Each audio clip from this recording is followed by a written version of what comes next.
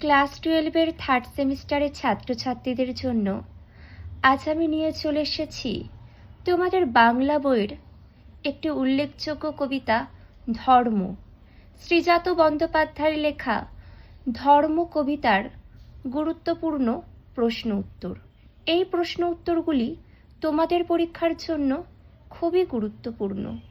চলো আমরা প্রশ্ন উত্তরগুলি জেনে নিই।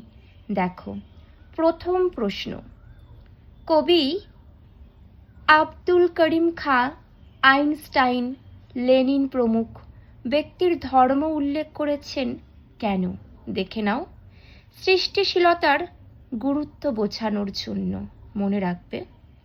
পরবর্তী, ধর্ম শব্দটি কবিতায় ব্যবহৃত হয়েছে যে অর্থে? দেখো, সৃজনশীলতা ও সম্বন্ধের প্রকাশ। পরবর্তী, অন্ধকার লেখাগুচ্ছ কবিতার সার্বিক বার্তা হল ধর্মের প্রকৃত অর্থ উপলব্ধি করা। পরবর্তী, কবির মতে ধর্ম যার সম্পর্কিত হওয়া উচিত সৃজনশীলতা ও সত্য।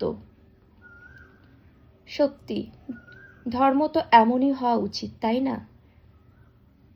সৃজনশীলতা ও সত্য। পরবর্তী, এ ওকে সে তাকে আরও জায়গা করে দেয়। এই পংক্তির মূল বার্তা হলো, দেখে নাও তোমরা উত্তরটি, সহাবস্থান ও সহনশীলতা। পরবর্তী, তবে কেন অন্য পথ ভাবাই তোমাকে? এই প্রশ্নটি কবিতায় বোঝায়, দেখে নাও। পরবর্তী, কবিতার মূল সুর হিসেবে যে উপাদানটি কাজ করেছে মানবিকতা ও সহনশীলতা। পরবর্তী, শ্রীজাতের জন্ম 1975 খ্রিস্টাব্দ। নেক্সট, কবি ধর্মের নামে দখলের বিরোধিতা করেছেন কারণ এটি সমাজকে বিভক্ত করে। পরবর্তী, আগুনের ধর্ম আজ ভস্মের চরিত। এই পংক্তির দ্বারা কবি বোঝাতে চেয়েছেন আগুন পরিবর্তনের প্রতীক। পরবর্তী, শ্রীজাত অন্ধকার লেখাগুচ্ছ কবিতায় ধর্মকে দেখিয়েছেন সৃজনশীলতার রূপে। পরবর্তী, বাতাসের ধর্ম শুধু না থামা কখনো, এটির বঞ্চনা হল অবিরাম চলার অনুপ্রেরণা। নেক্সট, কবিতায় ব্যবহৃত ধর্ম শব্দটি বোঝায় সৃজনশীলতার গুণাবলীকে। পরবর্তী, শ্রীজাতর একটি কাব্যগ্রন্থ হল উড়ন্ত সব জোকার। পরবর্তী, লেনিনের ধর্ম ছিল নতুন পতাকা। এই পংক্তির দ্বারা বোঝানো হয়েছে লেনিনের ধর্ম বিপ্লবকে। পরবর্তী তথ্য দেখে নাও তোমরা। এত এত ধর্ম কিন্তু একই গ্রহে থাকে। কবিতায় এই পংক্তির অর্থ কি? ধর্ম বৈচিত্র্যময় কিন্তু সহাবস্থানযোগ্য।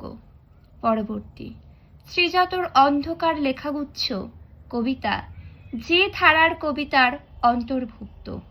আধুনিক কবিতা। পরবর্তী, কবির মতে ধর্ম প্রকৃত ধর্ম নয়, কারণ যে ধর্ম গোঁড়ামি প্রচার করে সেই ধর্ম কখনোই প্রকৃত ধর্ম হতে পারে না। পরবর্তী, অন্ধকার লেখাগুচ্ছ কবিতায় ব্যবহৃত প্রতীকগুলির মূল উদ্দেশ্য ধর্মের প্রকৃত রূপ বোঝানো। পরবর্তী, তোমার ধর্মের পথে কেন অপব্যয়? এখানে অপব্যয় বলতে বোঝানো হয়েছে ধর্মের নামে মানবতার অপচয়। দেখে নাও, প্রশ্নটি ভালো করে লক্ষ্য করো, খুবই গুরুত্বপূর্ণ। তোমার ধর্মের পথে কেন অপব্যয়? এখানে অপব্যয় বলতে বোঝানো হয়েছে ধর্মের নামে মানবতার অপচয়। পরবর্তী, যেন সে ধর্মই নয়।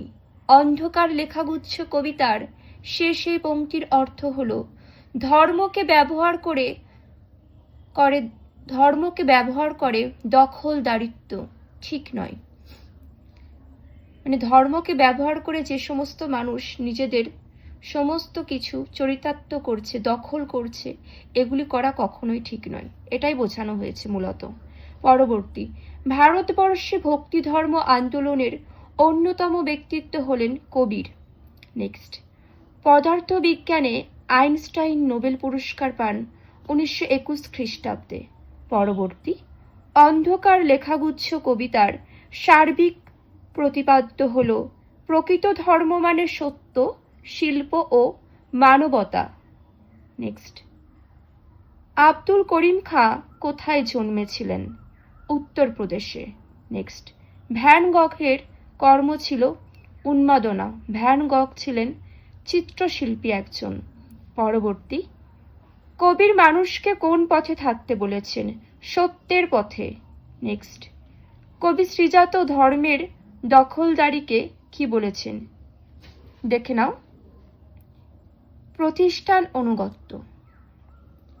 যে যে তথ্যগুলি আলোচনা করে দিলাম প্রত্যেকটাই ভীষণ গুরুত্বপূর্ণ, এগুলি সবাইকেই জানতে হবে, সেই জন্যই কিন্তু আমি আলোকপাত করলাম। কারোর কোনো মন্তব্য থাকলে অবশ্যই জানিও। এখানে শেষ করছি।